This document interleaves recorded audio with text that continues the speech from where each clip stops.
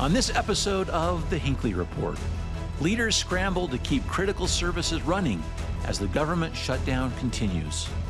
Lawmakers debate key issues facing Utah. And Governor Cox announces a pivotal appointment to the state's highest court. Funding for The Hinckley Report is made possible in part by the Cleone Peterson Eccles Endowment Fund and by donations to PBS Utah from viewers like you. Thank you.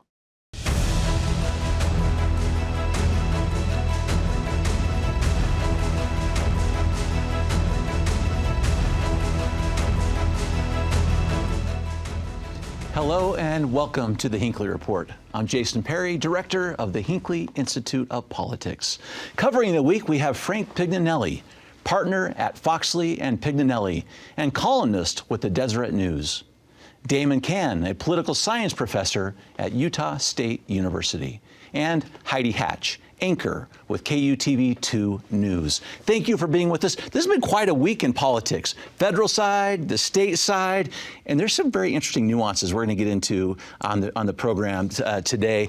Let's start with the government shutdown for just a moment, Frank, because you've watched a few of these. We're, as of filming, day 17, so not the longest, but getting, about third longest. Talk about this shutdown in terms of kind of, is this just like others? Are there any differentiators here from this shutdown from those we've seen in the past? Yes, I think there is. I mean, usually what's happened with the shutdowns is that, we've had one, the first Trump administration lasted about a month, but the effects, they were there, but they went away. This could be different for a couple reasons. Number one, Trump 2.0, he's out there wanting to fire federal employees, and he's targeting the Democrats that way.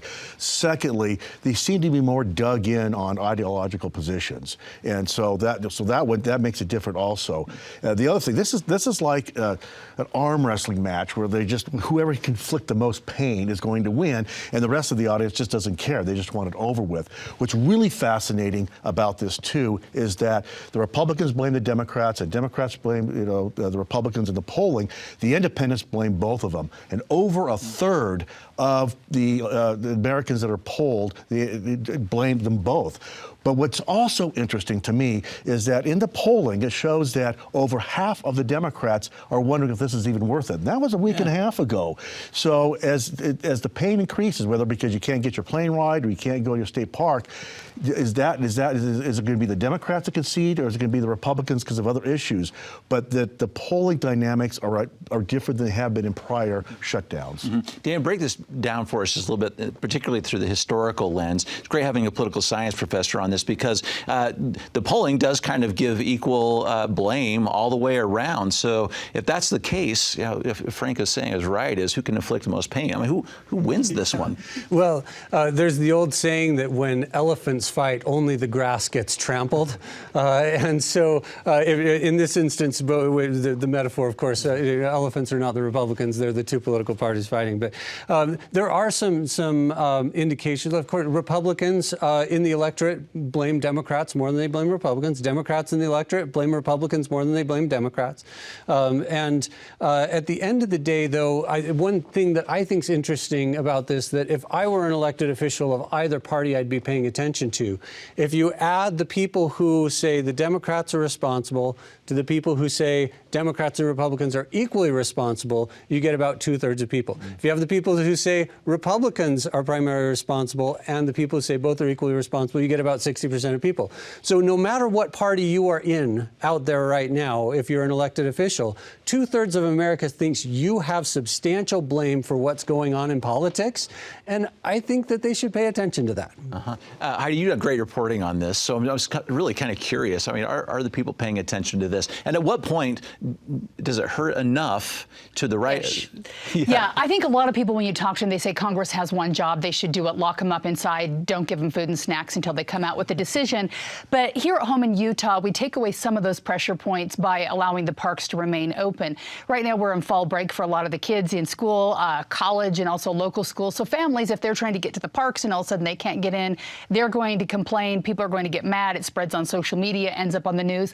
At this point, it'll probably pressure points when we're talking about the families that work for TSA, or if we have air traffic controllers that don't show up and you can't get to where you're supposed to when you're flying.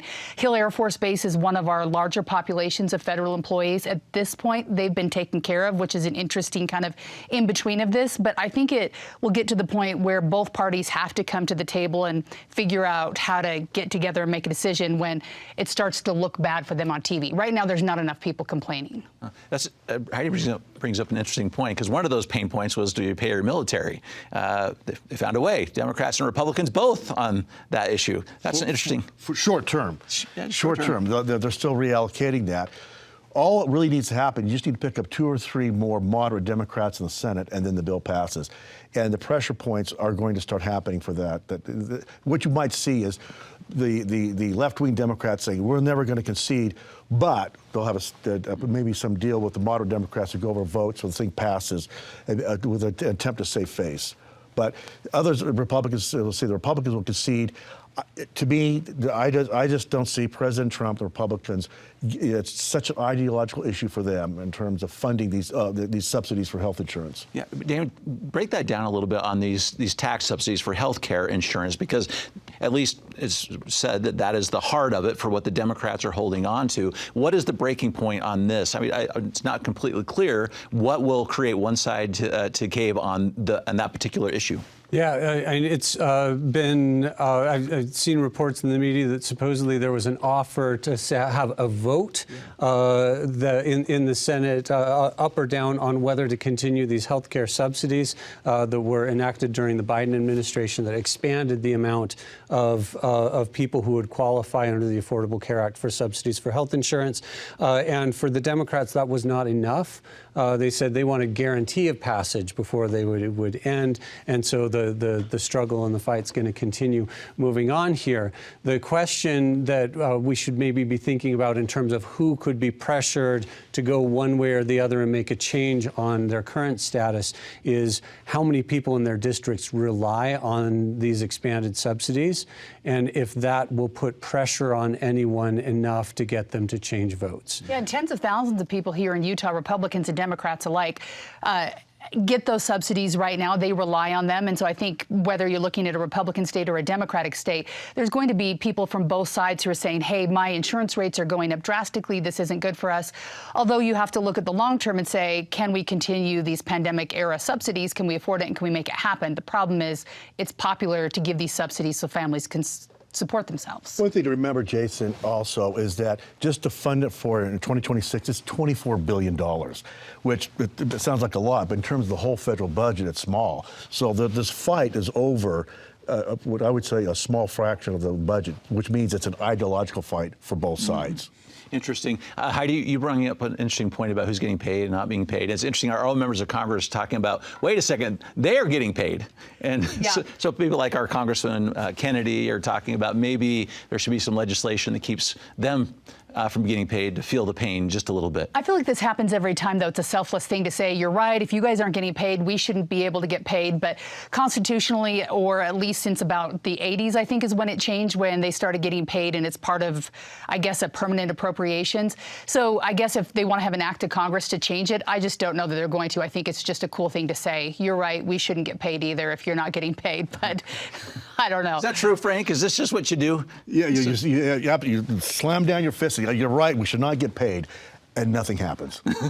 Okay, great. But you get points on the moral high ground. Oh, yeah. Yeah. Yes, please. It's always popular. When Senator Curtis was in the seat that Representative Kennedy's in now, he did the same thing. And then as soon as the shutdown goes away, nobody talks about it again until the next shutdown shows up. Okay, there's just one more issue on this, Damon, while we're talking about the impacts on Utahns.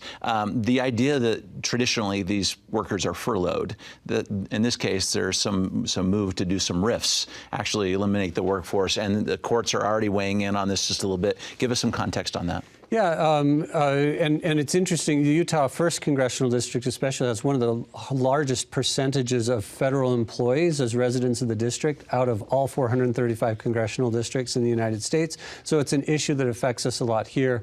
For the moment, a judge has paused, saying you can't just fire people because there's a shutdown, but that's going to, my hunch, the way the legal process moves, is that the shutdown will be resolved long before the legal case is resolved, and we'll just have to wait and see how that plays out. Is it going to be soon? Are you calling it? No. The shutdown or the legal case? The legal case, definitely shutdown. not. Shutdown, I think we're in this for a couple weeks yet. Okay. I want to get to another issue we're going to be in for a few weeks. Just so interesting and complicated when it comes to redistricting and what's happening in the state of Utah. And we've talked on this program a little bit before. The state constitution talks about how the powers of legislation are held equally between the people and also those who are called to elect them. But Frank, I'm going to start with you on this just because some interesting things. The GOP have filed their own two sorts of things right here. The first one is maybe, I'm guessing none of our viewers have really talked about before. You got to be really wonky on this. Indirect initiatives, all right? Can you give us a little primer on that? And then Damon, be ready for the political science professor, because I want everyone to understand this very nuanced area of the law. In a section of the Utah Code where it talks about initiatives, it lays out the initiative process that we're all used to, the 8%. There's another provision of the code that allows for an indirect initiative. And what it is that if you have an idea for legislation, you get 4% of the electorate plus 4% in 26 out of 29 counties, and that gets certified by the Lieutenant Governor's office. That then becomes a bill that's voted upon by the legislature. Now, you can use those signatures if the legislature disagrees for another initiative later on, but it's something that's never been tried before. This is what the GOP has decided to do, is that we're going to get these signatures, and then we're going to have a vote at the beginning of the session to repeal Proposition 4, which is to set up all the maps. And so it's very clever, and what it does is that because the issue because the Supreme Court decision is it an initiative, a super law, when it deems to be government reform that cannot be touched by the legislature? And what the legislature has done is they're now throwing this issue up, saying we think we can touch that law. So this is like five-dimensional chess that you see in Star Trek, because you have all these different players using both the legal system and the political mechanics dealing with this. And so what they're trying to do is figure out a way to stop these maps from being implemented. And now the issue really is, do they have enough money to get all the signatures that they need? And so what that either means they drain what they have, or are national groups now playing into this? Damon, just to set the stage a little bit here too, so this initiative, this indirect initiative, the referendum, interesting people, signed first by the GOP chair, Rob Axson, but also he had several other people, Attorney General Derek Brown, former U.S. Rep Rob Bishop, Republican National Committeeman Brad Bonham, Cody Stewart, Carolyn Phippen, and Axson on these as well. So give us that, as well as some of these provisions of this indirect, because this goes straight to the legislature, this indirect initiative, straight to them. They vote it up or down. Talk about that, including some of the requirements for that initiative. Yeah, so this is a really powerful group of Republicans coming together to advocate for this. An indirect initiative is unique for us. We haven't, this is not something Utahns are accustomed to. But the idea is you gather enough signatures, and instead of forcing a vote on the ballot by the population writ large, you force the legislature to take it up and consider it. While it's a little unique for us in Utah, about 1 in 5 states in the country have this indirect initiative process, where if enough citizens say, hey, we care about this, instead of making all citizens vote on it, you make the legislature consider whether they should vote on it. And so it's different for us, but it's not wild or unusual on the broader American political scene, because there are a number of states that have this kind of setup. Yeah, no, Heidi, there are a couple parts of this that are different. On your normal ballot initiative, for example, it's about 144,000 plus signatures that you would need to get for this initiative here, which will go to our legislature as an indirect initiative, about 70,374. About half the number of signatures are required for this. Talk about that just a little bit, because this is by statute on this, where there's lower thresholds. Well, I think 140,000 is always a big job, but 70,000 is certainly more doable. You have a short amount of time. I don't think money's going to be an issue, though. You talk about whether they have the money. I can't imagine that there's not national money going to come in and help with this. You see the money pour in when we have congressional races where all of a sudden you have a seat that could be going either way. This is a way where they could pour the money in before it even gets to that point. So I would think if they need the money, they'll have the money to get people knocking doors. So I would suspect that they would get those 70,000 fairly easily. But this is by November 15th. Yeah, that's Frank. the thing. That's Heidi's right. It's fast. That's fast, and you're going to have to hire signature gatherers at a high rate, because you have to have all these little public hearings, and then you have to gather the signatures, and they have to be certified by the Lieutenant Governor's office. So you've got to gather more than probably 70,000. It's probably going to have to be 80,000, just because of some issues there. So that's why if this works, it's probably the most cleanest version, because then you repeal Proposition 4, and then you go back to the maps. But don't think there's not going to be challenges, because what's happened now is that the League of Women Voters, they're challenging this. Yeah. And what they've done, they've actually challenged it even before it's been certified. They're saying, we just think this whole thing's unconstitutional, which is kind of unusual, because usually you wait till you have standing. So they've really jumped the gun on challenging that. And so that becomes an issue in itself, because you have this challenge saying, Lieutenant Governor Henderson, you don't get to certify this because it's unconstitutional, even though the signature's not been certified. So interesting. So, Damon, the Lieutenant Governor does have some things to say about this since then. I was going to read to you what she said, and then you tell us, give us some context on this, too. This is what Deidre Henderson said. Just with the new map, this is beyond ours, just with the new map, it was already a tight and chaotic process. This is injecting a level of chaos and confusion into this process that is completely unprecedented. Yeah. So, and the challenges for election workers broadly are very real and very substantial. The Lieutenant Governor had previously indicated November 10th was the very latest that they would need to have a new map adopted and certified as legal in order to have that map be able to function in time for the 2026 midterm elections. And so, and there's a lot to do, right? Candidates have to file. They have to know where to file. They have to start making plans for which districts and precincts for the caucus convention process, as well as for primaries, are going to fall into which districts, so they can prepare ballots, get things mailed to the right people, and all of that logistical planning takes months. And so if we do get a referendum, and this referendum and initiative, the two pieces of this indirect initiative process pass, and then it doesn't get acted on until partway, even if it happened at the beginning of the legislative session, it would be too late to take that new map and put it in place for the 2026 election. And all of this is going to end up on judges' desks to try to resolve, which doesn't happen terribly quickly. Which is maybe the point. The agents of chaos, whether it's the League of Women Voters, the GOP, the maps, maybe it's just gridlock so they can wait till 2028 and kick the football down the road. No decision made. And I actually think this issue, because you have other issues on redistricting that deals with race and other characteristics. Never before has there been a discussion, whether at the state or at the Supreme Court level, does the legislature, which is given by the Constitution of the United States and the state, the authority to draw boundaries. This is going to the United States Supreme Court. So I think the GOP is looking, not only do they want it to fight as much as they can, as they should as a political party, because the Democrats will be doing the same thing, but also I think there's a larger audience. This is going up, and we want to be able to demonstrate what is the will of the people. Was it Proposition 4, or is it going to be this, indirect initiative? And so it's an interesting legal and political tactic. Yeah, please follow up on that. There's a case for both sides, right? And this is what courts are for. They serve a dispute resolution function in government, because on the one side, you have the Utah Constitution that says the legislature is responsible for redistricting, but you also have a Constitution that says legislative powers are shared jointly by the people and those who are elected to serve them, and that the people have a right to say something about the nature of their form of government.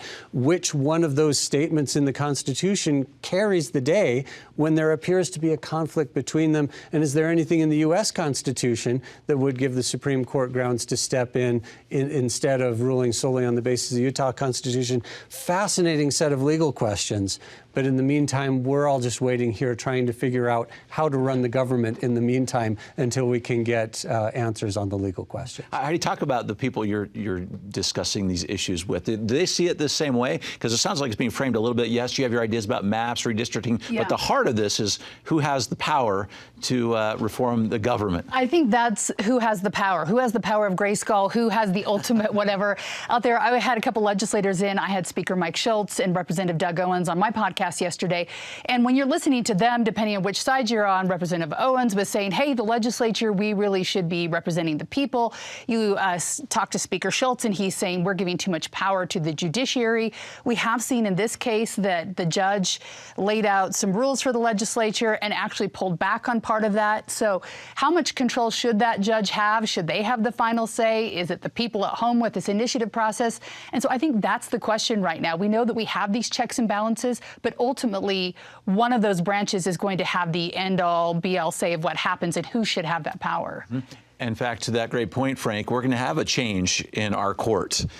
So let's talk about the implications of that. Of course, on December 1st, we're going to be losing Supreme Court Justice John Pierce, who is stepping down. And we have a new appointment in place by the governor. His name is Judge John Nielsen. But talk about this for just a minute, because it was interesting to me as Governor Cox announced his appointment. He talked about the fact that he is this judge, and you're an attorney, so just explain this a little bit, that the governor liked that this new judge is a textualist and an originalist in his approach to how he views and interprets statutes. Talk about that for just a moment, what this may change for the court, or if at all. Well, obviously, between this decision and other decisions, there's been a fair amount of frustration by the legislature and the executive branch with the Supreme Court. And so what you're seeing is they said, okay, even though it was approved by a Republican governor and approved by a Republican Senate, there was a frustration. So they really delved deep. Are you a true textualist? So that's what's happening there. The other issue that was brought out at the point when this justice was confirmed is that there is a frustration level with the Utah Supreme Court. Do we expand the number of justices? Now, the issue has been raised is that the number of opinions coming out from the Supreme Court has decreased in the last number of years. So there's been this question of how do we deal with that? And so, but the bottom line is there is this natural friction that's really bubbled up in the last couple of years between the two branches of government and the judiciary. That's what you're hearing more than anything else. And I want to say, and Damon, talk about this for a minute on this expansion of the court. Of course, Governor Cox didn't say the current Supreme Court justices are not textualists or originalists. Certainly wasn't saying that about Justice Pierce, but he was talking about how that's the lens he is definitely looking at his appointments right now. And talk about what this changing the court makeup might mean right now, because of course in Utah we have 5 Supreme Court justices. Yeah, so and this is part of an ongoing set of discussions that have been happening in the legislature going back to last session about whether there are different ways we should reform the court system in Utah. Some of the ones that would make Utah more atypical failed rather quickly in the last session. But in terms of the size of the court, Utah, we're not way outside the norm. I think there's about 12 or 13 courts, state high courts in the U.S. that have 5 judges on them, but they tend to be really small states: North Dakota, South Dakota, Vermont, Rhode Island. South Carolina, I think, is the only state left that is larger than Utah in population that still has a 5-member state Supreme Court. Arizona was at 5 until the last decade or so. They switched and went up to 7. So I think there's certainly a case to be made that the workload before a court in a state the size of Utah merits more justices to help share in that work, so that each judge has fewer opinions that they're responsible for writing. Even though all of them rule on everything, one judge takes a little bit more of a lead on majority opinion for these cases. And so it's not an unusual or wacky thing.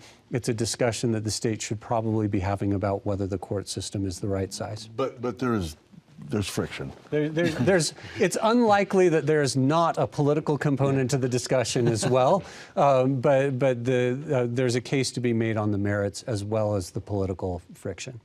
I want to spend just the last couple of minutes, and Heidi, we'll start with you on this too. I want to make the case tonight for municipal elections, why we should care about those municipal elections. I'm not saying everyone doesn't, but we don't often know who these candidates are, and often these are the the positions that are closest to the people, maybe the ones that impact you more than many of these other things. Talk about that for just a moment, because we have some big mayor's races, for example. All politics are local. When you look at the things that you complain about on a daily basis, the potholes in your roads, or somebody picking up my garbage, what about my kids' school? These are all really at the municipal level, and I know sometimes they're easy to ignore. It's not as easy to go online and find information about the candidates to understand what's going on, but I think this is really where you want to dig in, you want to get involved, you want to know who's running. There are some tight races.